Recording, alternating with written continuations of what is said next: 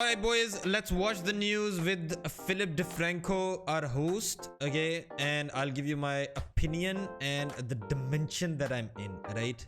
Sup, you beautiful bastards. Welcome back to the Philip DeFranco Show. I got a fantastic one for you today, but first, I'm so excited to get to finally say the final beautiful bastard drop of 2022 is here. It's the Black Friday, here? Cyber Monday, whatever you my want to call God, it, drop. I don't even So know much what awesome that to grab, is. and keep in mind, there are limited quantities, so you need to jump in now. We got the emotionally exhausted, flower power, good, Oh, I remember. fantastic hike that I did it with. Please calm your buckle up for the Philip Philly, DeFranco get Show. that Hit bag, that like man. button and let's just jump into it. People are Right. coming back from the dead. Is the most What? dramatic way I can describe what's happening on Twitter right now. Starting with master insurrectionist and former President Donald Trump, who was banned Yeah, following January Donald Trump has been 6th, reinstated. returning to the platform. I think we Rather, talked about Elon it. Musk reinstating his account. Donald Trump has not posted from it yet. This Yeah. after Elon Musk, who, by the way, his Twitter followers are like half bots, put out a Twitter poll asking users if Trump's account should be reinstated. And with 15 million votes, 51.8% of accounts said yes, while 48.2% said no. With Musk saying, "The people have spoken. Trump will be reinstated. The voice of the people is the voice of God." Also, just so we're on the same page, we're all aware that he was going to reinstate Trump no matter what. Even before the 24-hour poll was done, he seemed to be kind of like setting the stage for that. As the no's were gaining more and more votes, he started talking about, oh, it's really interesting to see the bots. This is the same guy that less than a month ago tweeted, Twitter will be forming a content moderation council with widely diverse viewpoints. No major content decisions or account reinstatements will happen before that council convenes. Then he was like, psych, here's an easy to abuse poll. But following Musk doing this, of course, there was a wide range of reactions. You had people like Mr. Beast saying it's time to grab the popcorn. People like Marjorie Taylor Greene saying he should have never been banned in the first place. You also had others saying this proves that Musk isn't serious about safety on Twitter and preventing hate and violence. As far as Trump, apparently he's saying that he's not interested to returning to Twitter, but we'll see how long that lasts. Also, it's not just Trump. We've seen others coming back to Twitter. Andrew Tate, for example, who was banned back in 2017, just got the green light to return, calling Elon the top E to his top G, even saying he's flying to California to tell Musk he's... Wait, Andrew Tate is back as well? On Jordan Twitter? Peterson also back on the website. Jordan Peterson was... Jordan Peterson was banned on Twitter? Thanking Musk for letting him on, giving Musk props for a meme that he just took from one of his followers. Also, Kanye West appears to be... Wait, what? Hey, this is... What is this thanking meme? Musk for letting him on, giving Musk props for a meme. Wait, you're really damn funny, Mr. Donald Trump. Okay, wow. Lead us not into temptation. I feel like, I don't know, man. Elon is kind of fucking desperate with getting Trump on. Meme that he just took from one of his followers. Also, Kanye West appears to be fully back after he was locked out for a few weeks over his anti-Semitic remarks. Satire site Babylon Bee also being reinstated. But it appears that not everyone can come back to Twitter, with Musk drawing a line when it comes to reinstating certain banned individuals, with one of the most notable being Alex Jones. And as far as why Musk won't allow him on, he said, "My firstborn child died in my arms. I felt his last heartbeat. I have no mercy for anyone who would use the deaths of children for gain, politics, or fame." And while you had many people saying, good, fuck Alex Jones, there was also a decent chunk of pushback. And while it wasn't exclusively like libertarians and right-wingers, you had people like Shuan Head, for example, responding, "Your story is heartbreaking, but this is literally just confirmation that you're making rules based on how you personally feel about things. No mercy for, okay, Mr. Merciful Billionaire God, can you just run a website like, there are war criminals on here?" And later adding, however you feel about Alex Jones aside, Elon just completely showed his ass. And then separately, a lot of the arguments from the more libertarian and right-wing crowd were kind of echoing that point. Also, as far as other deplorables who likely will not come back to the platform, you have Ethan Klein still. Right? He was banned after impersonating Musk. Also, his wife Hila got banned a few days ago. This after a tweet. Wait, what? I think they'll make a comeback. It's not as bad as Alex Jones.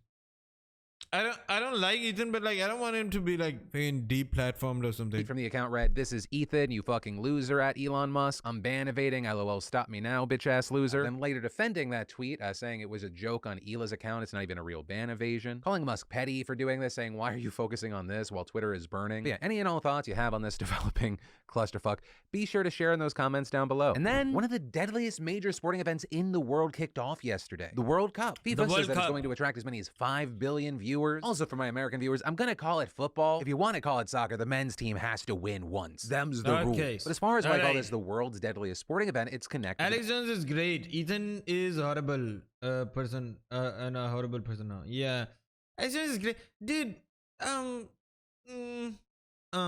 The controversy surrounding the location. Right back. Alex Jones is funnier, so like that's. In 2010, the oil-rich Like, Gulf state of that's Qatar won the its bid thing. to host this year's World Cup, and it has spent the last decade or so preparing, building 7 new stadiums, hundreds of miles of highway, plus an airport, hotels, and other buildings. All of it making this Okay. the most expensive World Cup ever at $220 billion, more than every past Bro, tournament that is combined. a To do lot that, of Qatar money and everything. hired them from abroad, with around 2 million migrant workers staying in the country at any given time, while the native population is only around 300,000. Right, we're talking about upwards of 85% of the people there being migrants. And so here's the way it works. They take out loans to work in Qatar, often thousands of dollars, forcing them to stay for years to pay off that debt. And the conditions there are made unbearable by the suffocating summer temperatures. We're talking 120 degrees Fahrenheit, as well as the fact that labor unions and strikes are just banned. And you hear plenty of stories of people not coming back. Right, a father or a husband goes to Qatar to feed his family, gets trapped in debt bondage, doesn't Man, most of these people are from Pakistan and India. receive the wages that he was promised, and then returns home in a body bag. With The Guardian finding that between 2010 and 2020, over 6,500 migrant workers from India, Pakistan, Nepal, Bangladesh, and Sri Yeah. Lanka died in Qatar, about 12 people per week. And understand But that here's the thing, man. Everybody thinks that just fucking going outside of the country is like the end all be all of it all. You know? Like if you're like, I'm being from Pakistan, right? There's like this culture of you've not made it yet if you have not gone outside of Pakistan. And so like the criteria of making it as a Pakistani is getting out of the country to a totally different it doesn't even make sense, right? that's not counting the deaths from countries not investigated, as well as those occurring in the past couple of years, which is why so many human rights groups have been accusing Qatar of perpetuating modern-day slavery. And if you go to the World Cup, you'll see it everywhere. From the immigration workers that you'd meet at the airport, to the taxi driver taking you to the stadium, to the security weird guards thing who is greet they're you still there. And then in gonna addition watch to the World thousands Cup of deaths, because we're just getting and be started, there. Qatar is infamous for its brutal treatment of LGBTQ people and just also women in general. Homosexuality True. there is punished as a criminal offense. Women are subjected True. to male guardianship. And so leading up to the Also games, your team true. captains from England, But is everybody gonna just go to Qatar for the World Cup? Also true, right? and Wales, Belgium, Denmark, Germany, the Netherlands, and Switzerland planning to wear rainbow armbands in support of LGBTQ rights. But now they won't be doing that because FIFA said they would be penalized, with it explaining, "We were Bro, this is like another dimension, man. prepared to pay fines that would normally apply to breaches of kit regulations, and had a strong commitment to wearing the armband. However, we cannot put our players in the situation where they might be booked or even forced to leave the field True, of play." man. But true These are the questions. What does Alex Jones' power pose look like? See that? How many hours of Alex Jones has I spent on the baritone guitar? True.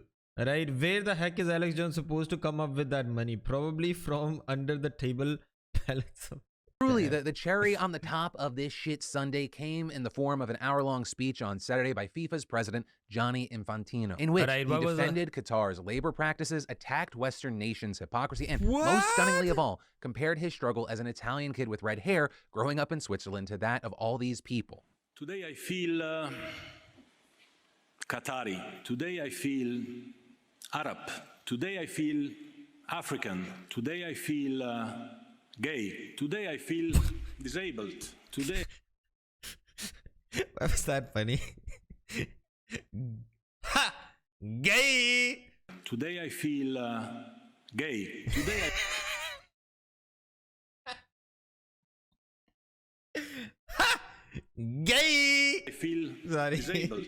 Today I feel a migrant worker. But all that said, we're seeing various protests at the event so far. One of the most prominent coming from the Iranian players who refused to sing their national anthem before their game with England, seeming to send a statement to the regime back home, as well as fans holding up signs reading "Woman, Life, Freedom." Back home for them, there's a budding revolution raging, with the death toll do you guys during know the this protest story? About like Masa Amini and everything?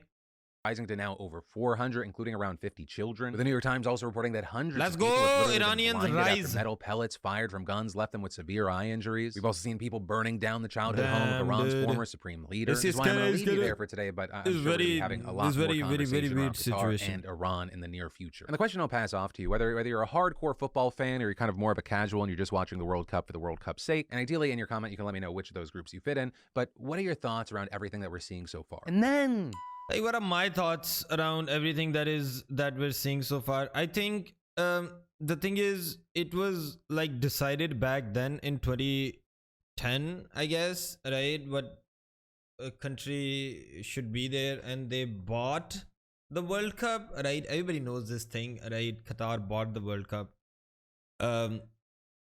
But the thing is, like right now, it's not a new thing, right? Right now, people talking about it is not gonna do much.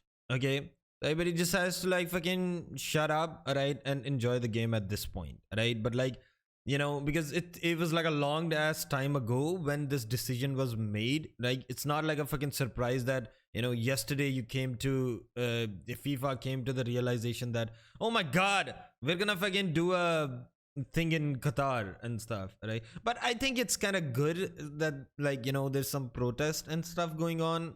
I don't know, just to let people know that what labba gaga ga, right? And that it is fucking 2022 now, right? So being like an asshole, like a bigot and stuff, right, is kind of fucking weird, right? Actually, upon review of this segment, writer Brian had some strong feelings that I'll share with you word for word. Quote, Okay. "Don't fall for the English propaganda, Phil. Soccer is originally their term, and most English-speaking countries still refer to it as such. Football can technically refer to association football, soccer, or the various rugby rules. This is why playing footy means different things in the UK and, say, Australia. They didn't start calling soccer football until the early 20th century. They try to Hey, gaslight dude. Americans into thinking we're the only Who ones who call it cares? soccer. So with that, y'all feel free to fight it out.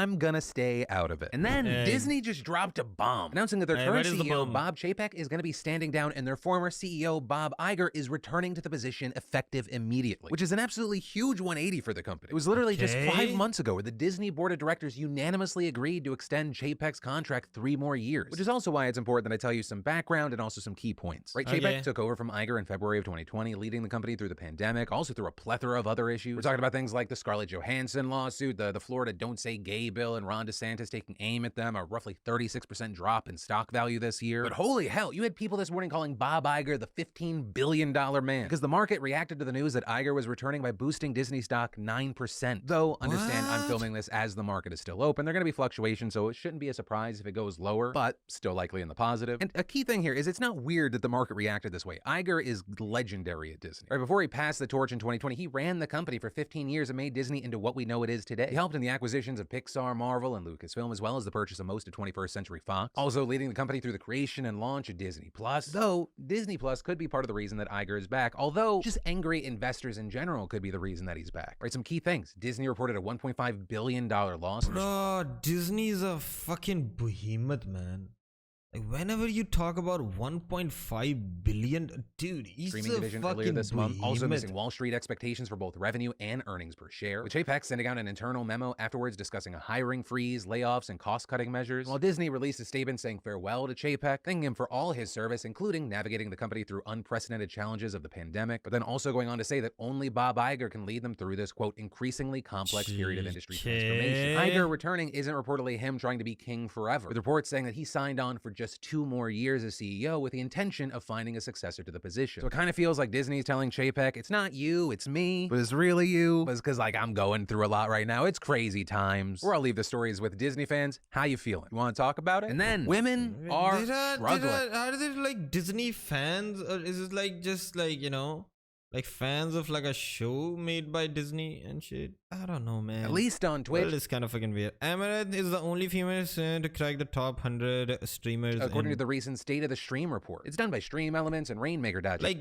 why does that even matter? Like female why does that matter? Why is this news? and it looked at data from October of 2022 to find trends and what streamers were the most popular by looking at the amount of hours watched. At the top of the list, you had the creator with the most hours watched being Brazilian streamer Gaules, followed by XQC. You also had creators like Hassan Piker and XQC, Aiden Ross cracking the top 10. But one of the la. key things that people looked at and noticed were how many women were in the top 100. I want you to guess. Was it 17? Was it 8? Was it 3? It was 1. One woman. You might be familiar with her because we've talked about her a number of times on the show. Amouranth coming in at number 53, with a report noting that women are, quote, not experiencing a lot of growth on Twitch charts, and saying it's not until you include the top 200 creators where you get 8 more women, with outlets like Bigzerto noting that this is actually a fall for women, right? Usually you have more than one cracking the top 100. Though, there it did note that one of the biggest streamers in the world, Pokimane, who does frequent the top 100, has been taking a break. Though, and I'm completely pulling this out of my ass, it's my belief that if you take into account how much money creators are bringing in, Amouranth is probably number one, if not at least in the top 5. Like her Twitch, yes, it does bring in money, but it is it's not like she's not like the,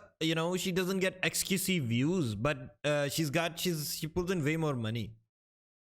Yeah. Usually a promotional tool to the thing that makes her the most money. Like we're talking generational wealth. Like there's doing well, rich, and then generational wealth. Like I said, I'm pulling that out of my ass. Amouranth has been very like transparent about how much money she makes and what she does with it. And there are 1,000% be a million other factors for a million other creators that I'm not considering. The question I'll tie to this story, it's specifically for streamers and people who watch streams. What are your takeaways from the list? Why do you think it looks like that? Does any of this mean anything? And if so, why or why not? And then I want to tell you how I've supported my gut health this year thanks to today's sponsor, Seed. I've been taking Seed's DS free shipping. And then we need to talk about COP27. Right, yesterday, the United Nations wrapped up its annual 2-week-long climate summit in Egypt. And there, they came to a deal on a so-called loss and damage fund for poor countries. Basically, it's thought of as reparations to the most vulnerable to climate change who also happen to be the least responsible for the emissions, which is especially important as they're taking the brunt of worsening sea level rise, storms, droughts, heat waves, and other terrible, awful, no good shit that nature's punishing us with for our greed. Right, a key takeaway is that this policy is something that poor nations and climate activists have been demanding for over 3 decades now, but the United States and other heavily polluting countries have opposed it. And understand, while we saw a movement today, I'll be likely several years before the fund exists and an agreement. Another key thing, it's going to be several years until the fund is actually created. And key questions still need to be answered, like who's going to oversee it, how will the money be dispersed, and to whom. And the backdrop to all this is that the summit couldn't come to any single agreement on any commitment stronger than what they already reached in the 2015 Paris Climate Accords, namely limiting the global temperature rise to 1.5 degrees Celsius above pre-industrial levels. This, as the world is on track to reach double that number by the end of the century, which is a catastrophic scenario. And many countries' delegates saying they had to make I don't know about that one. I think the way technology is moving and stuff, okay, we don't count that out, right? We get like fucking efficient ways of getting energy. Like for example, the solar energy is like going in the right direction and stuff, right? I think we'll be able to reduce carbon emissions. I think in the next 10 to 20 years it'll be totally concessions different. On phasing out fossil fuels. If but that's just my opinion. I'll leave my question off to you. Reparations deal through, which is apparently why they felt frustrated, with Reuters even describing Germany's climate secretary as visibly shaken, and the UN Secretary General explaining, a fund for loss and damage is essential, but it's not an answer if the climate crisis washes a small island state off the map or turns an entire African country to desert.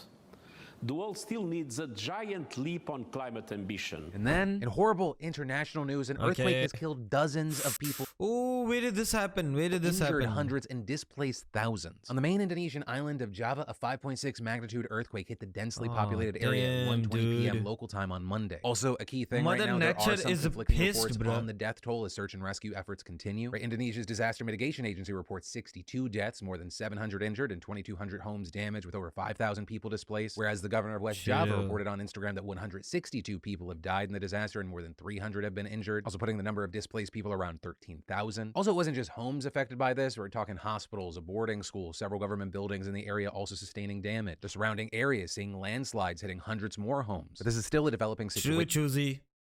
We're going to talk about this again, but hopefully, the numbers stay lower. And then, of course, the last thing that we have to talk about today is the tragic shooting at an LGBTQ plus nightclub in Colorado. Wait, when did that happen? Oh my god. Hey, what were we doing? Were we streaming at that time? Damn, man. When did that happen? A lot of information has been coming out since it happened on Saturday night, but here we go. Okay, this gunman entered Club Q with an AR-15 style rifle and opened fire. Oh my god, man. What the hell, dude? What is wrong with Americans, man? Killing 5 and injuring 18 more. According to accounts from officials and witnesses, the whole ordeal happened very, very fast. Law enforcement officials said that the suspect started shooting as soon as he entered the club, but police saying that the first officer arrived on the scene. You know, it's getting to the point where people are sort of getting desensitized by this. You know, a lot of mass shootings and stuff.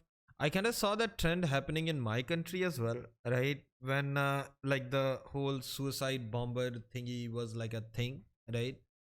Like it got so normal. We would have like 2 to 3 bomb blasts every single week, right? So it got to the point where you know, like when it started beginning, everyone was like, yeah, schools are closed off, everything is closed off, we need to fucking do this and everything.